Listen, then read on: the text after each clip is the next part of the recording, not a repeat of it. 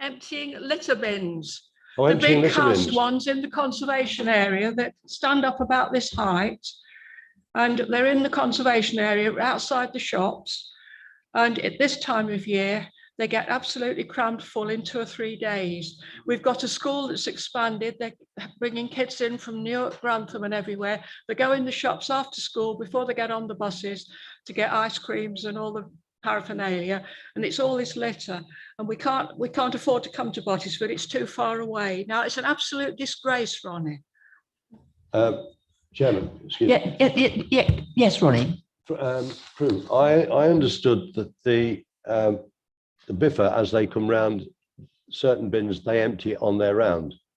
That's what happens in the village of Ashfordby.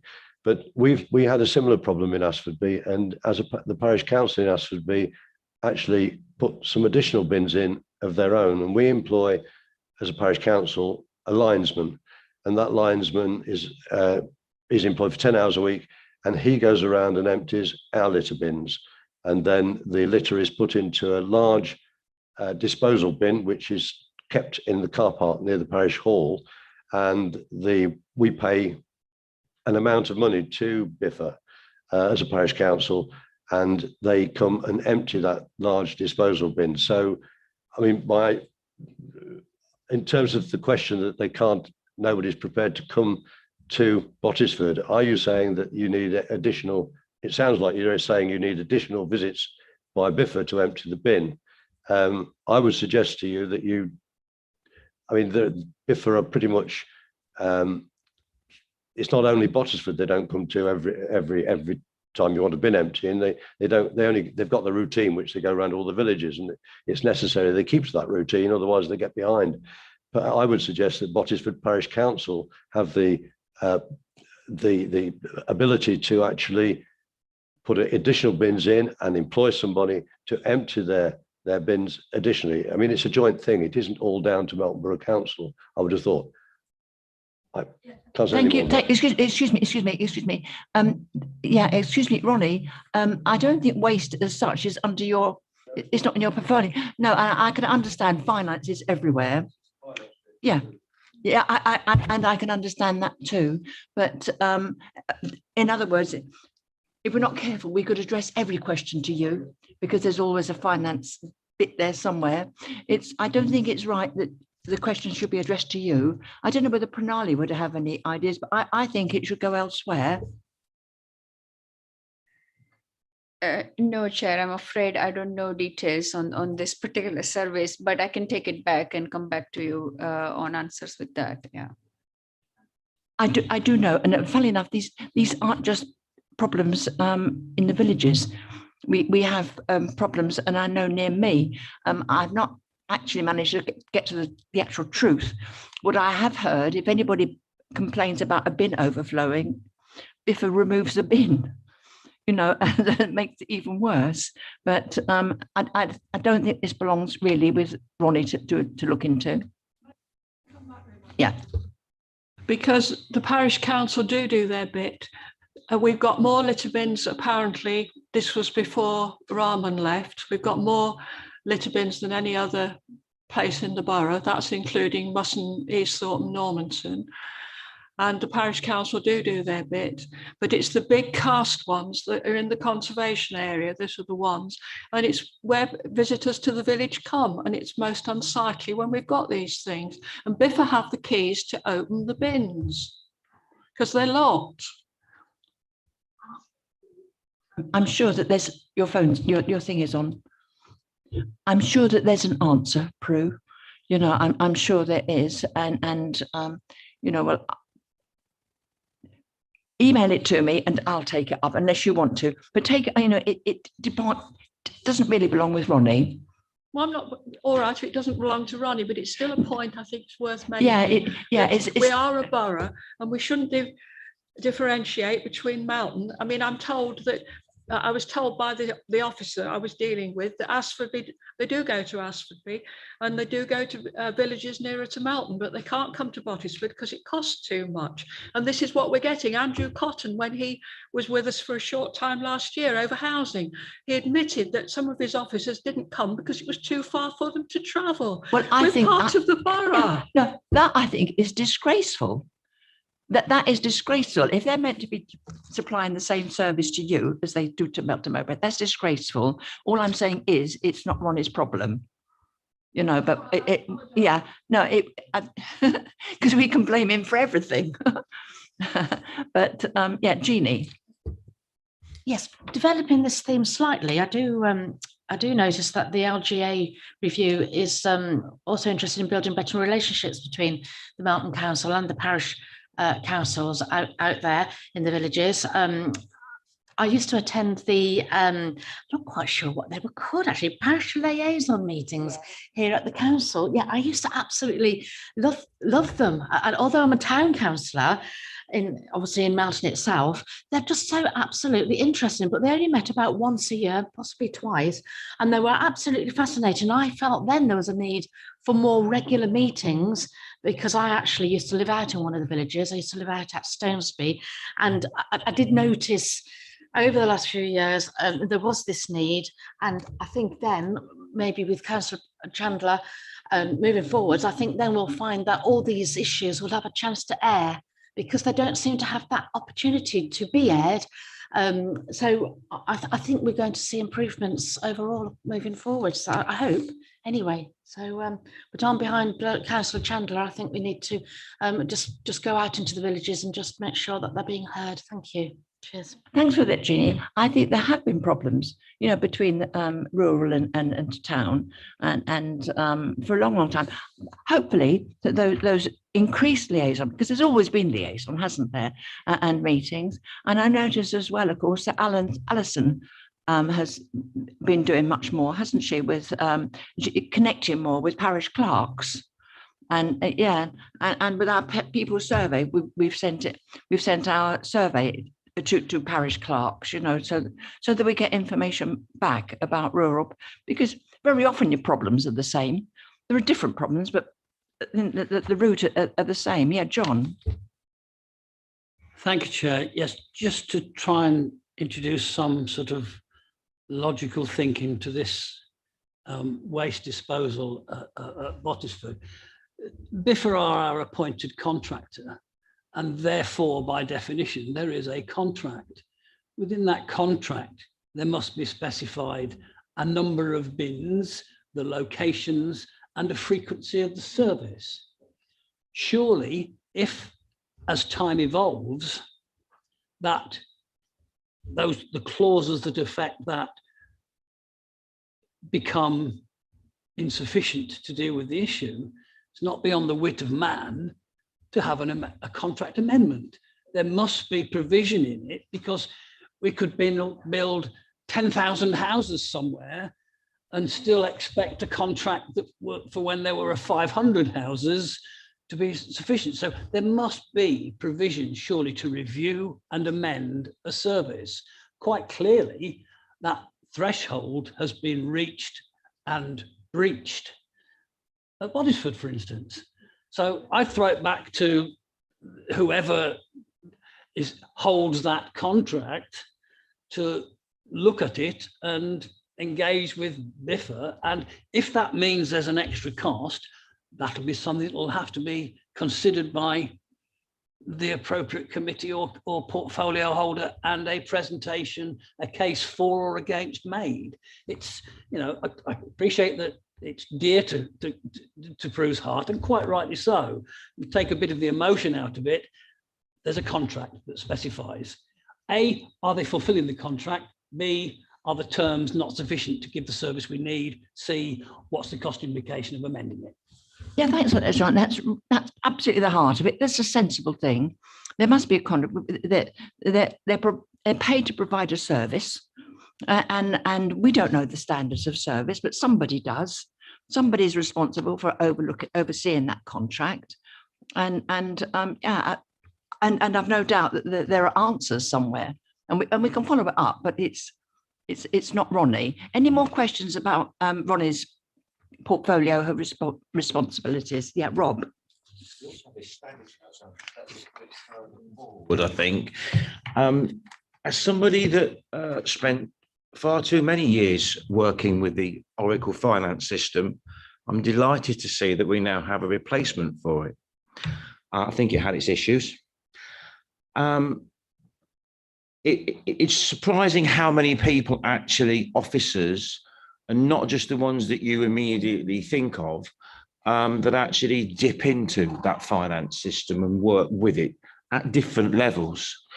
And it's really, really, really important that everybody is comfortable with it. So my question is, have we had any kind of feedback as far as the new system is concerned? And is everybody finding it, you know, something that they can actually use successfully? Here again, I think some of this sort of how a system is run and how policies are followed, it could well be more a matter for audit rather than scrutiny, you know.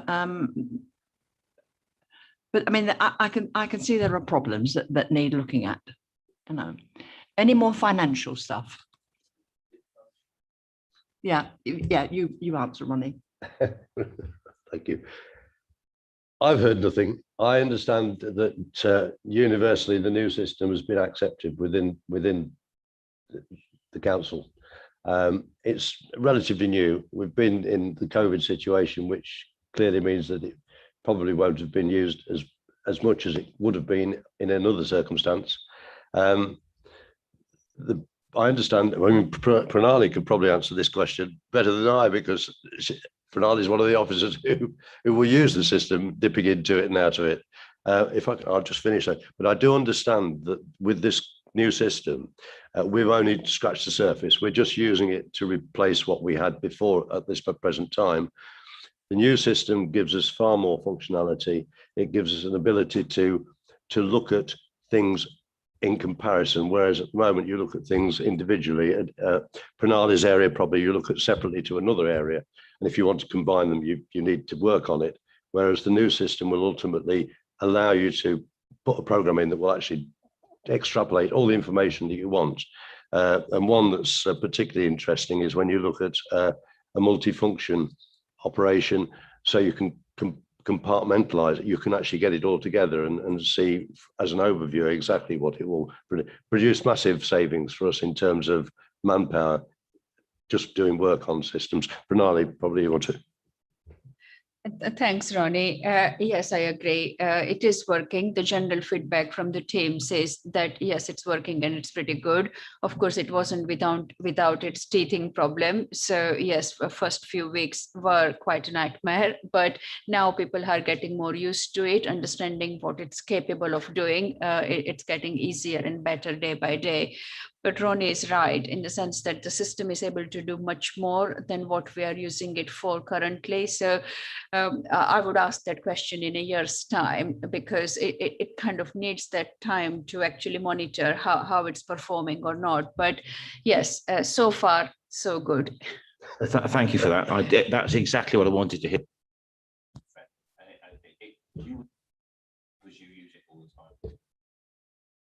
Okay with that, Rob? Yeah. Excellent, thank you. Thanks, Pranali. Yeah, Elaine.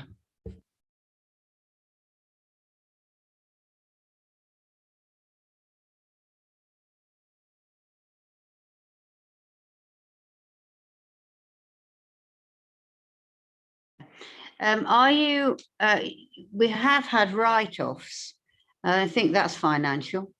We've had a lot of write-offs. Can you guarantee that we won't have as many write-offs? And obviously, it has been a very difficult time with COVID, and of course we are still in it. We were going somewhere with friends tomorrow night, but we're now not going because it's a, would you believe, 182% rise in this borough of COVID, which is a massive amount. But can you guarantee that there won't be so many write-offs, and have we got an officer who is dealing with it? No, nobody can guarantee that. Councillor, you can't. It's a fact of life. We provide services that we have to provide by law, and we can't withdraw those services. So if someone is accruing debt in certain circumstances, it's impossible for us to do anything about it other than to take it on the chin, particularly if they go to the court after having run up a considerable amount of debt. If they go to the courts and the courts give them certain orders, I'm not totally familiar with the names of those orders, but there are orders that the court can award, which means that we can't touch it and we have no alternative but to write it off. It's a simple fact of life. It frustrates me immensely, and it frustrates our officers immensely too. We do have a debt program or policy which we put into place at the end of 2019. The idea was that the old policy used to maximize on the what we should do for people who run into debt. The new policy maximizes on pointing out to people who get into debt that it's their responsibility before they get into debt to recognize it, and not to, they've got joint responsibility, but it still leaves us in the situation where we can't not have certain amount of debt. But there are areas of the debt collection, debt area of the business that concern me. I've talked to your chairman about it. In fact, I think you've got some of it going into your work programme. It's in the term that a period of time in which the debt is allowed to accrue. I've recently had to write off debts, 8 debts. I won't go into detail. I can't because I haven't got the information with me, but around £45,000, it had to be written off. Some of that debt had accrued over a period of 2.5 to 3 years. Now, I reason in my mind that, and we have to wait a certain amount of period time before we can actually start pursuing debt as a council. But I reason that there must be a mechanism that we can employ that I don't know about, and nor does our officer, that we can employ to cut down that period. In other words, as soon as the debt starts to accrue, we take action. At the moment, we clearly don't, because some debts are accruing over a matter of years. And usually by the time they've accrued for about 18 months, the courts are involved, and then they're bringing in orders that stop us pursuing it any further. So we just have to face the debt. It's a big problem. We have a massive amount of debt, but all councils do. We're not alone, and we are a pretty high performer in terms of collecting the monies that's owed to us. So the short answer to your question is no, I can't guarantee it, and there will be more. Yeah, can I just say, Elaine, can I just say, because you realise it is on the risk thing. Ronnie did approach me, and you might remember this, he approached me about this debt because he had such concern about it, and that's why he wanted Scrutiny to be looking at it. Yeah. So I just want to ask you, you have got a designated officer.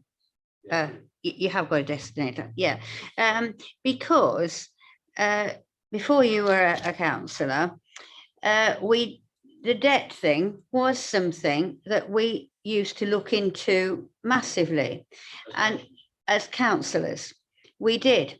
And we actually were very often very successful. We didn't want people, especially people in council properties, and we didn't want them to have a bad debt. We didn't want to go to the courts, because the more you go to the courts, the more cost accrues to everybody. And so it's really a part of actually getting there before, somebody, there needs to be a person. I don't care whether you say, oh, it's old fashioned to do that. I don't think it is. I think people need that help before. So it can always be looked at to see what is happening, can it not? And is that what the officer does, or perhaps doesn't? I don't know. I don't know. Okay, take your question straight.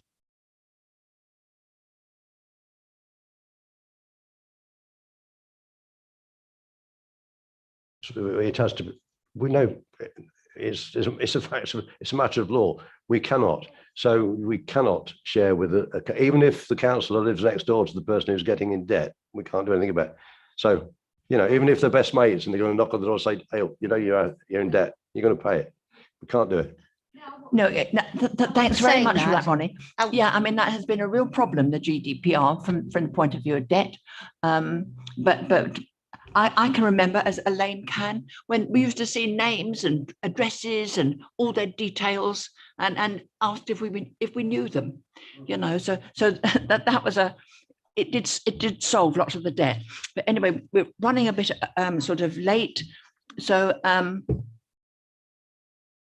if I may, Chair, Elaine, there is a team of about 6 people involved in the management and bringing in the monies that are due to the council, and they're all very actively involved in this area.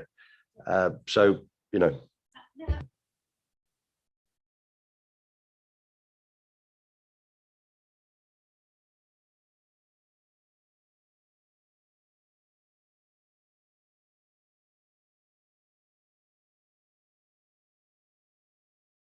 Was coming, that was all. Anyway, sorry about that, but I have got to go to the parish council meeting.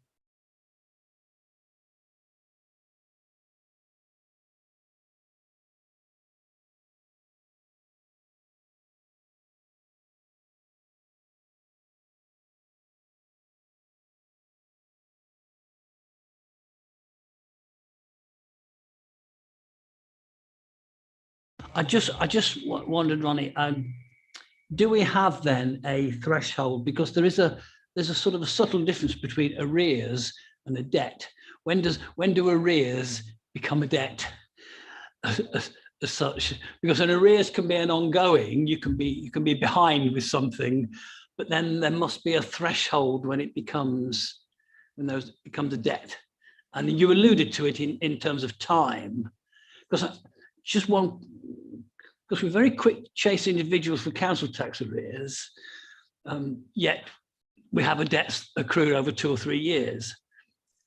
We don't get the luxury of being 2 or 3 years behind with our council tax, do we?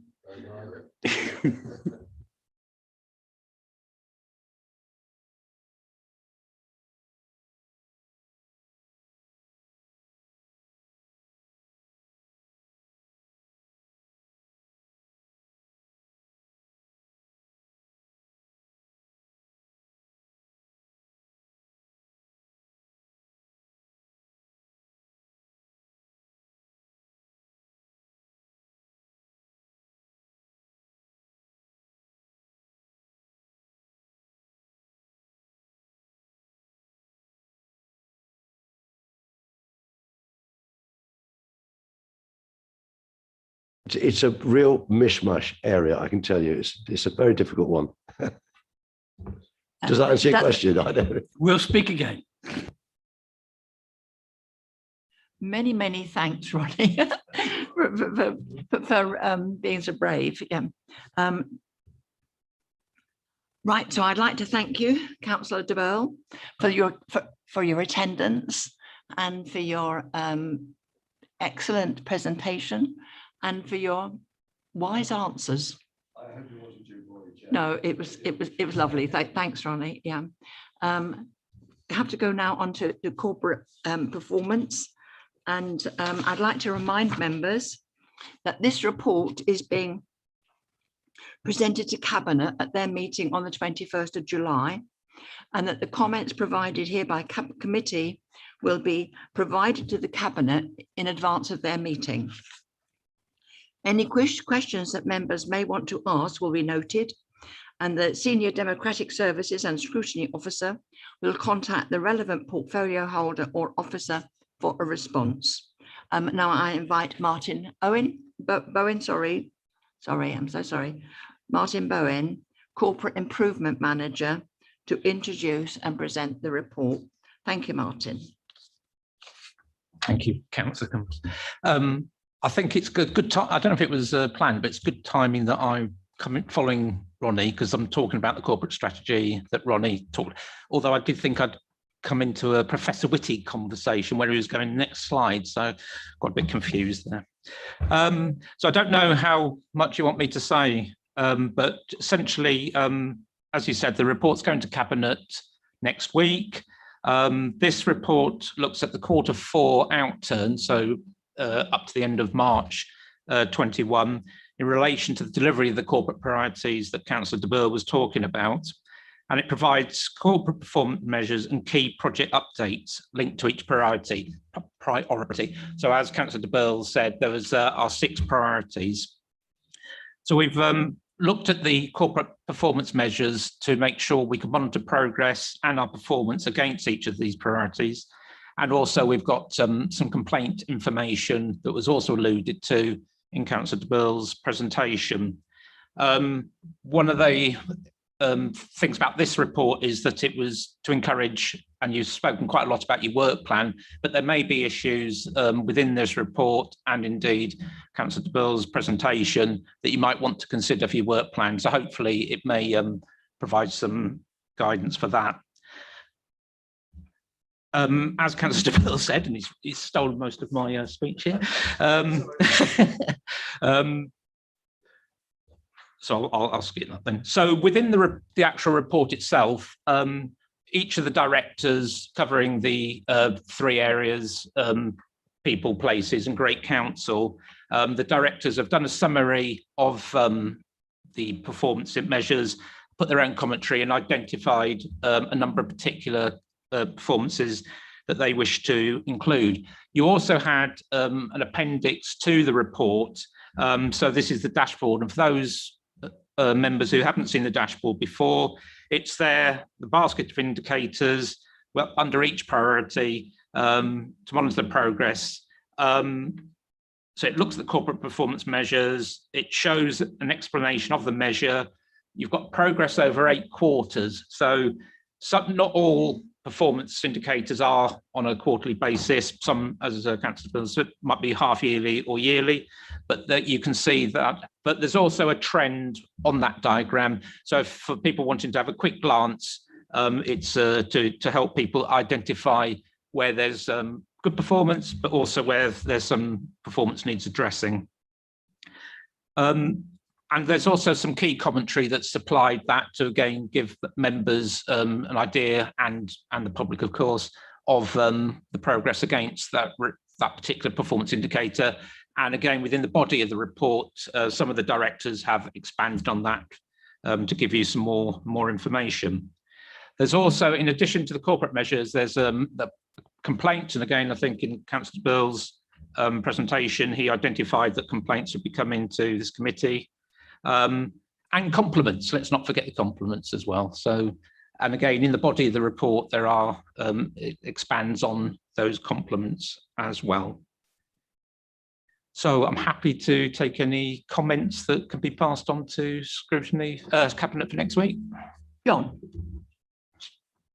Thank you. Yes, there is one topic here which has jumped off the page at me because it's very dear to my heart at the moment, and I won't go into the specifics, but number of reported fly tipping incidents. I accept the reasoning there, but in the course of trying to deal with one as a ward councillor, into the mix came the land ownership issue, and the response I got almost suggested that depending on the land ownership, we may or may not deal with it. The point I made was, if there's a grey area about a bit of land ownership, that doesn't detract from the fact that the fly tipping is taking place in our town, stroke borough, and it's affecting our residents. Matters not whether it's at the side of a highway or a bit of scrubland that nobody quite knows who owns. It's Melton's problem, or should be. Because, I mean, there's a serious fly tipping incident that I'm attempting to resolve. I have to say with spectacular failure so far, not of mine. So would you take to the portfolio holder, please, Martin, my comments about that I don't want us to hide behind uncertain land ownership. This is Melton Borough. If the fly tipping is causing a nuisance to our residents in our borough, it's our problem. Thank you.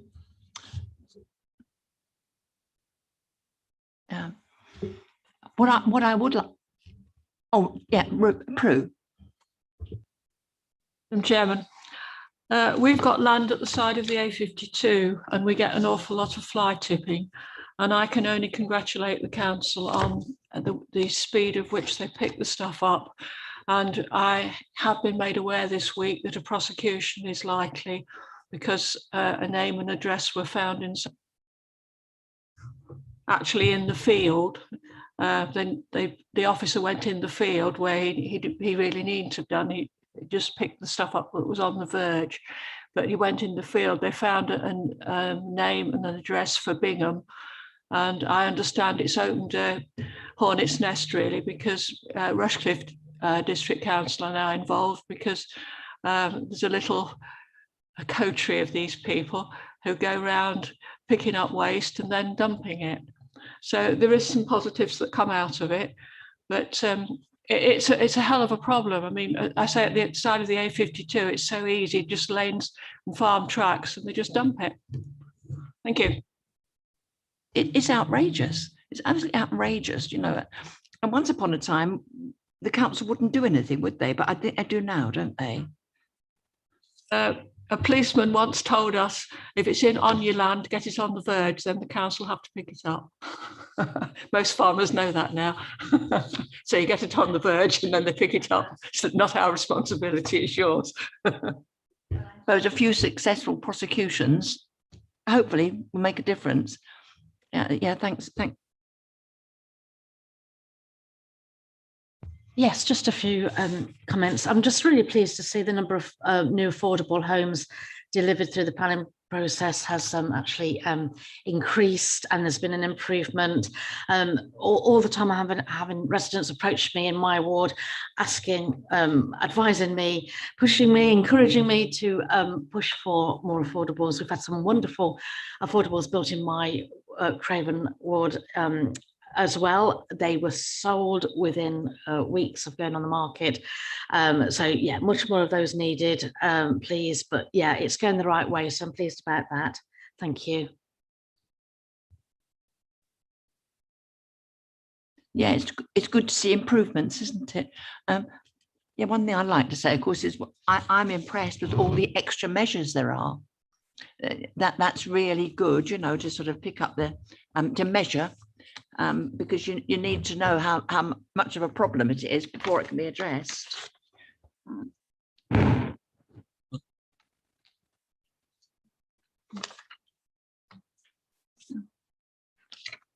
And it's an awful lot of things. It's a huge amount of stuff that we do measure. And no more questions or comments?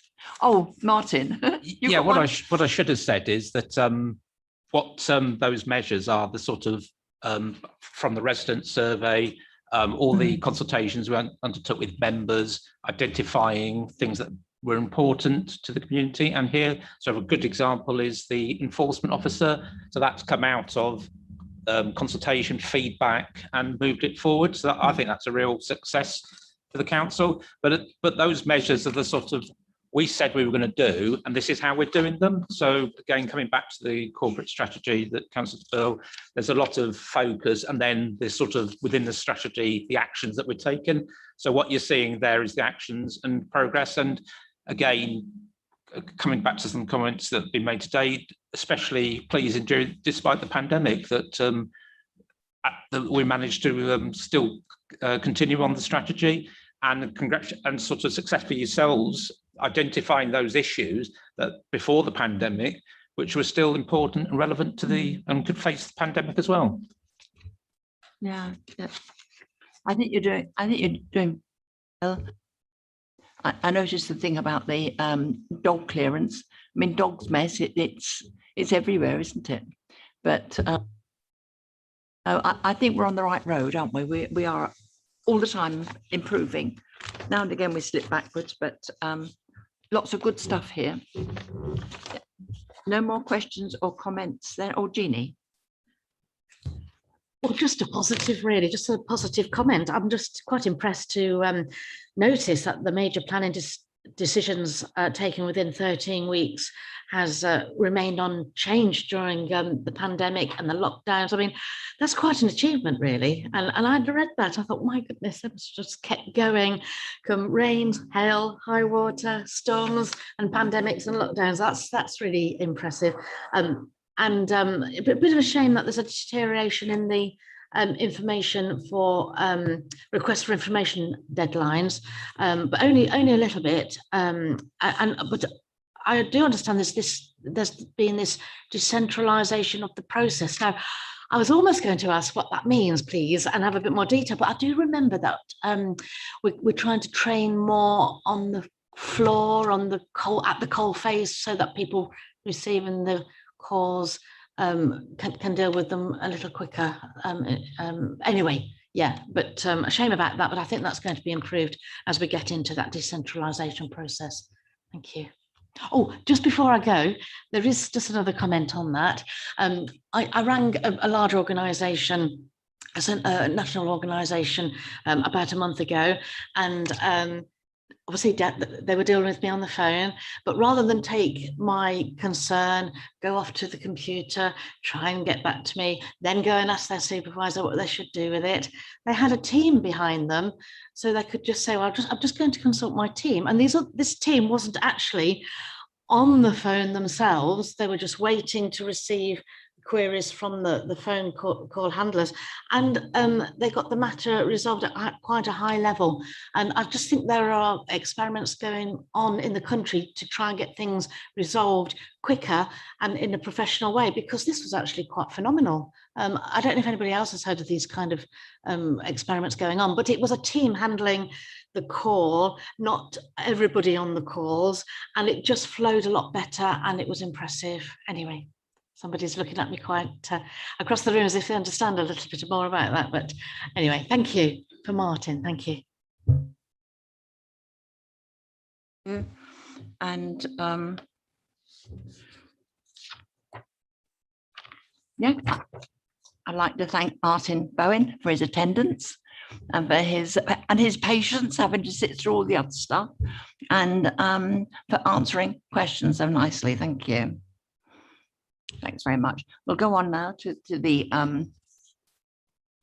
agenda item 7. This was the bid, report on the bid, which I hope you've all read. And since the report was published, there's been some correspondence between the bid and MBC, and it was confirmed that the bid commenced in 2011, not 2006, as we had believed.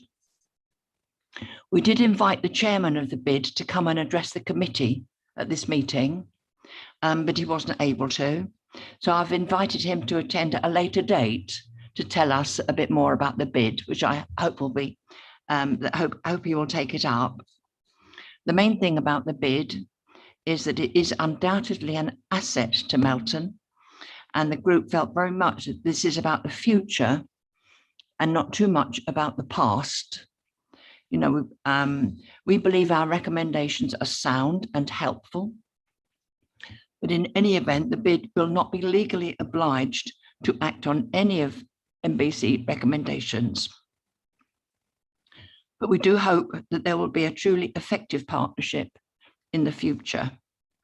You can see what you're being asked to do to approve that final report, subject to any inaccuracies, including the date. Agree that the report is presented to Cabinet, and agree that the report and recommendations are formally submitted to the bid following the Cabinet meeting for their consideration. So did you want to say anything more, Pranali? Thanks, Councillor Cumbers. No, I have nothing more to say. I do agree with all the recommendations, and I do agree with well, the recommendation 1, which is about council working better and more integrated way with the bid as a partnership approach. Totally agree. I'm pleased that the report notes that the relationship has improved over the last few months, because as we all know, relationship is a two-way stream, and we have made a good effort, and so has the bid. So the officers, as well as the chairman and the bid board members, have worked alongside us, as well as Councillor Freer, Councillor Higgins, and yeah, we have definitely improved the relationship, and we will want to continue to do so. So yes, recommendations are most welcome, and we will do our level best to meet them. Yeah.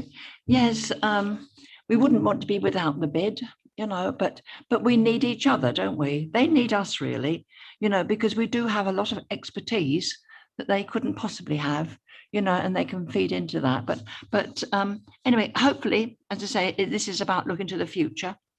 And did anybody want to? Yeah, John. No, I just wanted to, unless anybody else has anything to say, to move 2.1, 2.2 and 2.3 as the recommendations that we approve, agree and submit. But that doesn't stop anybody adding to it.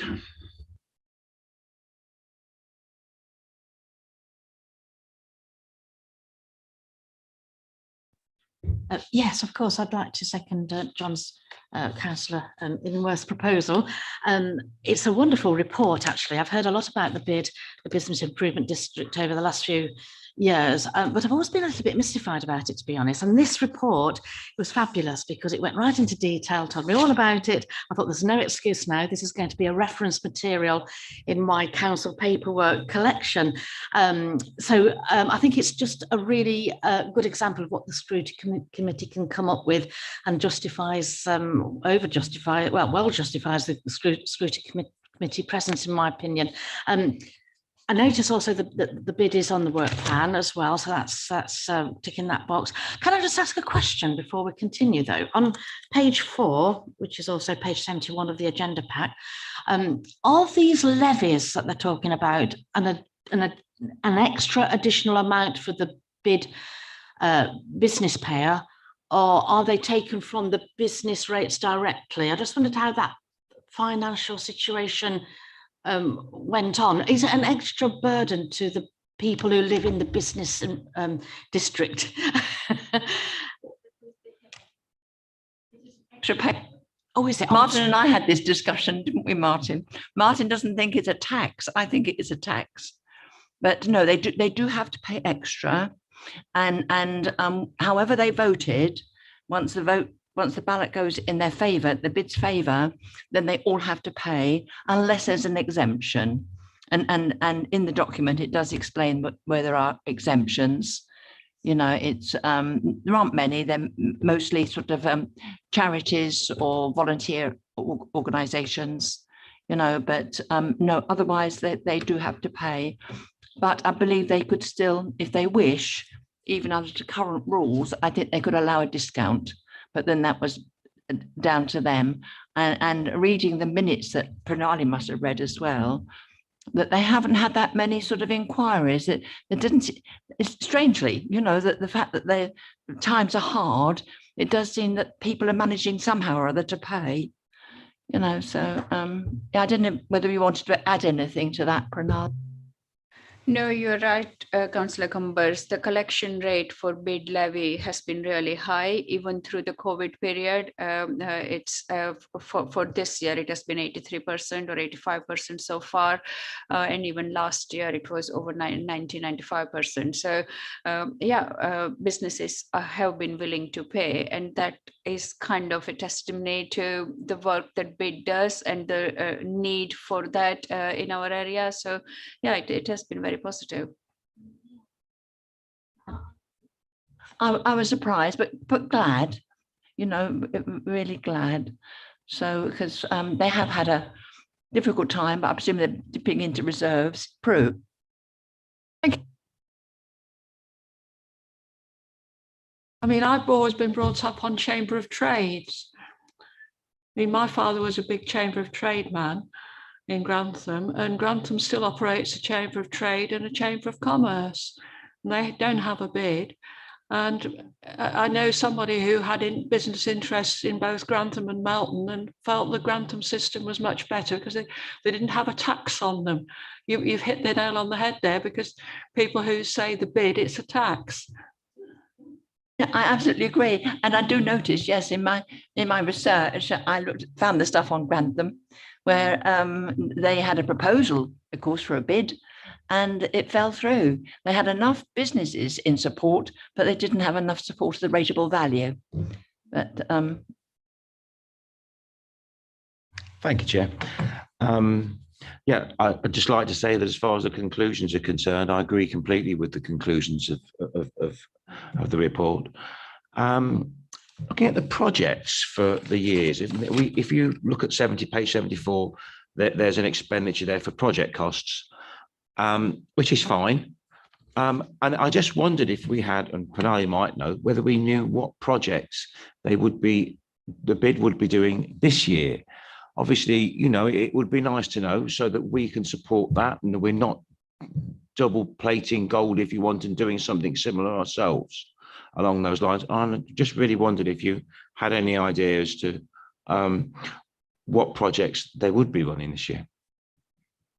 So BID is in the process of developing their business plan for after the ballot when for the next 5 years term. So that process is happening now, and we will be consulted on as part of the levy payer on that. But no, I haven't seen the new list just yet, but I'm hoping soon enough we will go through that process of consultation and preparation of the new business plan, which will identify the new projects that the bid will focus on for the next 5 years.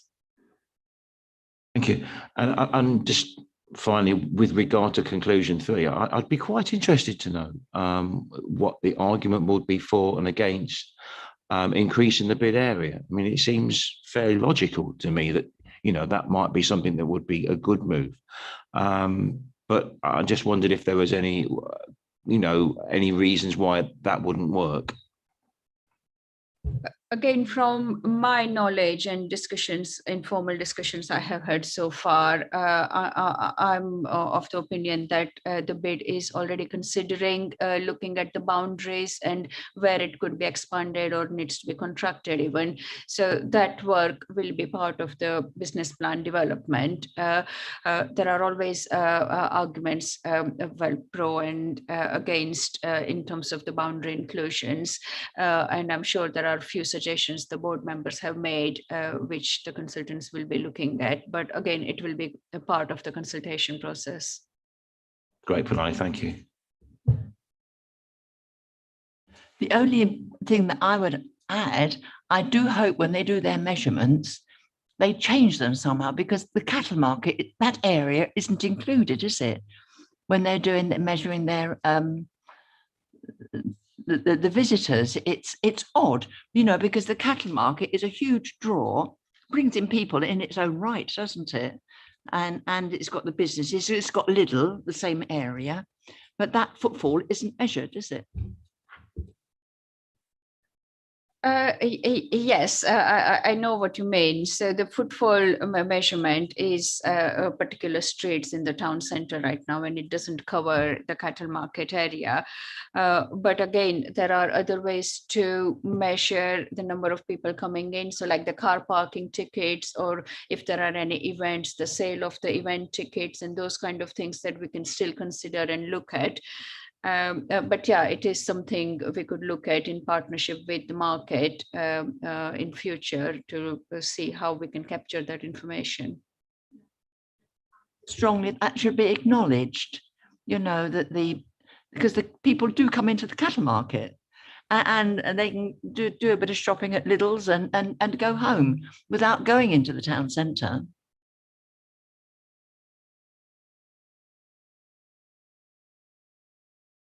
But so we've got those proposals. They've been proposed and seconded, and with the exception of the date, which needs changing from 2006 to 2011. Are we all in agreement with those? Yep. Oh, that's superb. That's unanimous. Right.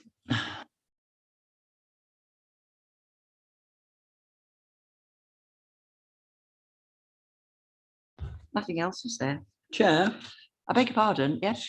excuse me, if you haven't got any other business, could Sorry. if you haven't got any other business, could you indulge me for less than a minute while we're still on stream and while there's people around the table who can spread the word?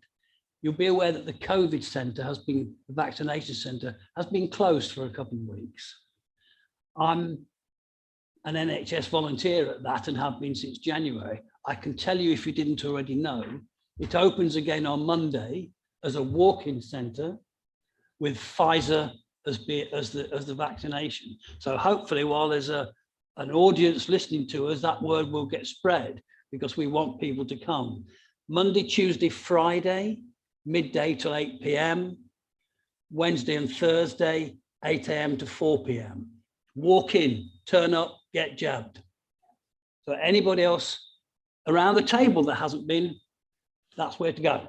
That's up at the old King Edward site, the MV16 site. Forgive me, it's not our business, but it was an opportunity. It's a public kind of service announcement, Chair. No, I absolutely. I mean, COVID is everybody's business. No, but no, I think perhaps we could. Why not email councillors, and perhaps somebody could email the officers. Can we leave that with somebody? Officers will be. So those who live in the area, I suppose they've got to live in the area, haven't they? To spread the word. Yeah. And can we leave you to contact members, to email members with those? Yeah, no, I think that's really, really useful, because that's the key, isn't it? The more that who are vaccinated, the Grantham and Newark centres are also extending their hours. They haven't closed, but they're both extending their hours, and the north of the borough are all going to Grantham and Newark. Yeah, it wouldn't hurt to spread that information that we've just learned, you know, to members, because that can go on. It can go to all sorts, can't it?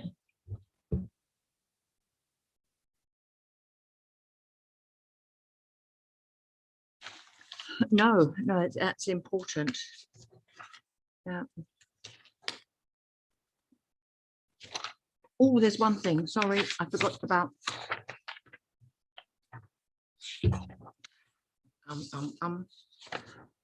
Right, Councillor Higgins. He's confirmed that he will do his portfolio holder presentation at our meeting in September. That's our next meeting. Now, if members would like him to his presentation, if you want him to go in depth into any particular subject, we can ask him to do that, but it has to be sort of done in advance. So we've got till September. So if you could think about any particular things that you'd really like to know a lot of detail about, then we could ask Lee to include that in his presentation. So, right. So that's the end of the meeting, I think. Yeah, thanks for your attendance, and many thanks to the officers, especially those who've been here this evening, and a special thanks, of course, to our democratic services with Adam and Helen, and a special thanks for Adam, who's always there, always ready with my nutty questions. But yeah, thanks everybody, and we can now say have a safe journey home, can't we? And it was different when we were at home. So anyway, thanks again. Thanks for all your comments and contributions. And thanks everybody. And especially, we're really glad the bid has gone through that thing.